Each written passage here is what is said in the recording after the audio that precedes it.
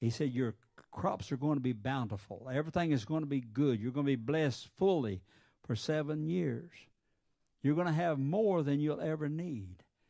And he said the 7 kind that come up after them and devour them are 7 years of famine. He said the 7 years of famine are going to come up and destroy and try to take over all that's good that you've been blessed with the first 7 years. And he said the same thing about the corn. He said the 7 full ears of corn are 7 years of plenteous. You're going to be blessed abundantly for 7 years. But he said then God showed you the 7 that had been beaten and battered and stripped down of everything. He said those ears of corn are going to represent the famine, 7 years of famine that's coming after the plentiful years. He said, Pharaoh, let me tell you what I'd do. I'd pick me out a good man that was over the kingdom. And he said, I'd pick out somebody you could trust. And he said, during the 7 years of bountiful, plentiful harvest that you're fixing to have, I'd have someone lay up in store, gather up all across the nation, lay up some of that bountiful harvest, and put it aside for the 7 bad years that are going to come, because Egypt's going to have 7 bad years of famine. The whole land is. God had a plan. Now, Joseph is beginning to see the revelation, because Pharaoh says, who in the world could we get? And he looks at Joseph and he said, Joseph. He said, you're the one that has interpreted. You're the one that has seen it. It's your God that has shown it to you. He said, I'm going to put you in charge of everything. He said, here's my ring. Here's a robe. And he said, you're going to be the most powerful man in Egypt. He said, you take care of all the business that God shows you. He said, I'll only be more powerful than you when I'm sitting on the throne. He said, I'm the most powerful from the throne. But he said, other than the throne, he said, you're the most powerful man in Egypt. Everybody is going to bow down and worship you. They're going to bow their knee to you, and they're going to give an answer to you. Everything you say and everything you tell them to do, they're going to do it. God had a plan. God had a plan.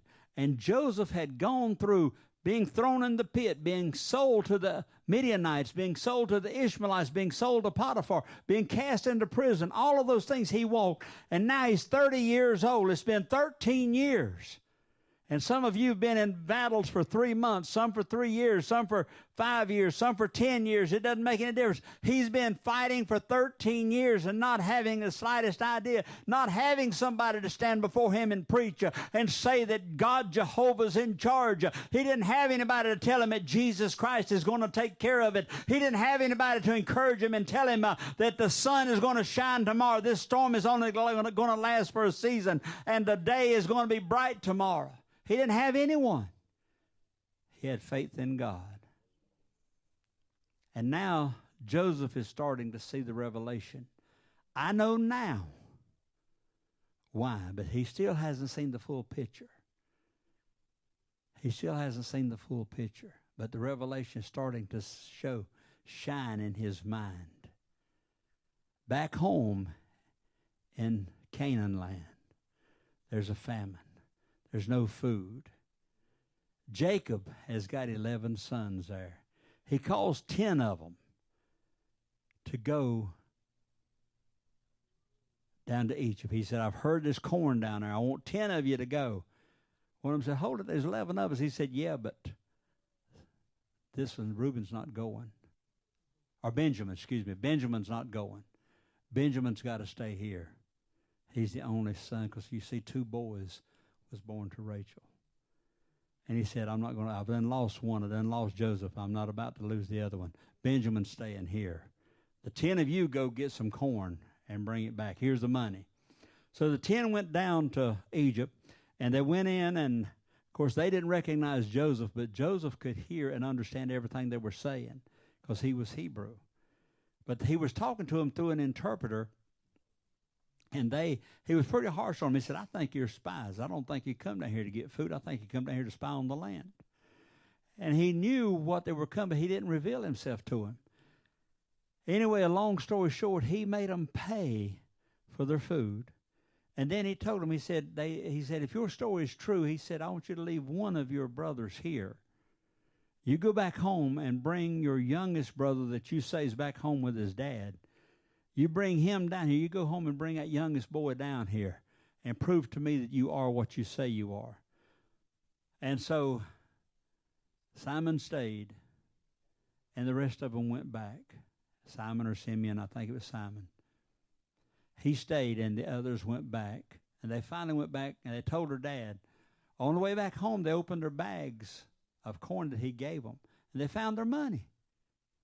And they said, "Oh Lord, he's on to us." Anyway, they thought it was a trap, but they went home and they had their money and their corn, and they showed it to Jacob. And Jacob said, "Where's the other boy at?"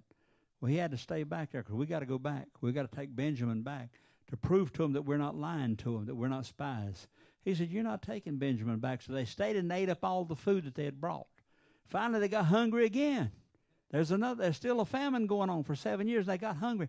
And he told his sons, he said, "Go down." And they said, "We're not going anywhere without Benjamin because we know what's going to happen. That man is not going to give us any food without Benjamin being with us. We've got to go and let him see Benjamin." Amen. Joseph just wanted to see his younger brother. And he was putting the other brothers through pure hell because he knew what they had put him through. He was giving them a hard time because he knew what they had given him. And I'm telling you today that God is going to repay the enemy. The enemy is going to have to walk on thin ice also. He's going to have to walk and tread the fiery pits of hell because he has brought all of these things upon you, but he can bring no more on you than God allows. You've always got to remember that. No matter what comes, the enemy is going to pay. He's going to have a payday. In Revelation chapter 20:10, he is going to have a payday.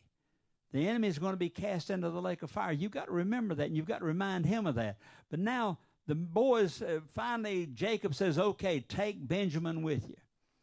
And the 11 leave and go back, or the 10 leave and go back to Egypt, where Simon and Joseph are. Simon's being held captive. He's still being bound there in Egypt. Joseph is in charge. Here come the 10, and they go to explaining what took place about finding the money in the sacks, and they said, "We didn't do that on purpose." They were making all kinds of amends and stuff. Said, "Here's the money that you put back in our sacks the last time that we found in our sacks, and we brought more money. We're going to pay you double what your price of the corn is this time. But we need corn. Here is Benjamin." So Joseph couldn't hold it back, so he went into another chamber and just bawled. He wept. He cried for what his brothers had done. He cried for being able to see Benjamin. God had touched his heart. And now the revelation starts to be seen. He starts seeing why I was sent down here, why they threw me in the pit, why I was sold as a slave, why I was brought to Egypt. Because God knew there was coming a famine. And my house, my people had to be saved. And he knew that I was the only one that would help them. And so he goes back out. And the Bible tells us that he invites them to dinner, and they come and they eat. And they're all sitting around eating and having a good time. And as they're sitting around having a good time, he knew his brother, but they didn't know him. And Simeon is what I'm going to call him. Simeon. I've been calling him Simon. Simeon stayed on. It could be Simon. I don't know how you pronounce that. But anyway, at the end, I want you to go over to chapter 45 with me. Genesis chapter 45. And it says, and Joseph said in chapter 45, verse 4, "And Joseph said unto his brother, Come near to me, I pray you. And they came near, and he said, I am Joseph your brother, whom ye sold into Egypt." Here's the revelation. "Now therefore be not grieved, nor angry with yourselves, that ye sold me hither, for God did send me before you to preserve life." He's starting to see the revelation. "For these 2 years hath the famine been in the land,